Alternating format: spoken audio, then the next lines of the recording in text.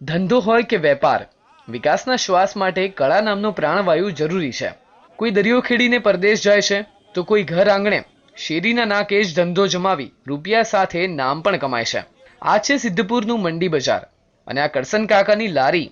કરસન કાકાની આ લારી ભજીયા અને ગોટા માટે જેટલી પ્રખ્યાત છે, તેટલા જ પ્રખ્યાત છે કરસન કાકા ભજીયા અને ગોટા બનાવવાની કળા માટે.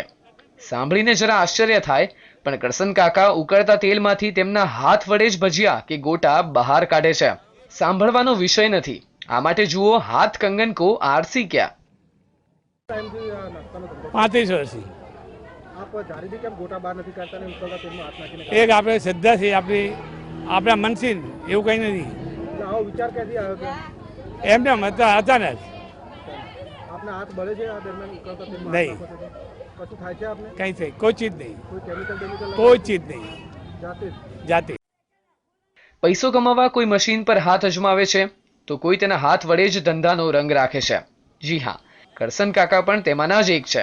સિદ્ધપુરના મંડી બજારમાં કરસન કાકાની સામાન્ય એવી લારી પર ભજીયાના શોખીન કરતા કંઈક અનોખું જોવાની તમન્ના ધરાવતા લોકો પણ આવે છે.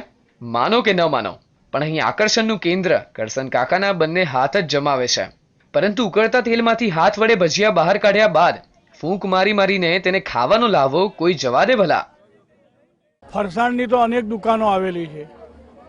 કરશનભાઈ છેલ્લા 35 વર્ષથી ફરસાણનો ધંધો કરે છે, પણ ગોટા ઉતારે છે એ એક અજનબી છે, એક આશ્ચર્યજનક છે.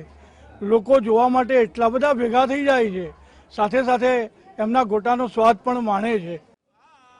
ઉકળતા તેલમાં હાથ નાખી ગરમા ગરમ ભજીયાનો સ્વાદ ચખાડતા કરસન કાકા ગોટાવાળાને જોઈ એક જ વિચાર આવે છે કે ધંધાની સફળતા એ સાહસનો ઇજારો છે. એ વાત બીજી છે કે કોઈનું ટાઇટેનિક જેવું સાહસ ડૂબી જાય છે, તો કોઈ ખોબાભર તેલમાં 2 હાથ નાખી પૈસા અને પ્રસિદ્ધિ બંનેનો હકદાર બની જાય છે. જિગ્નેશ નાયક, TV9, પાટણ.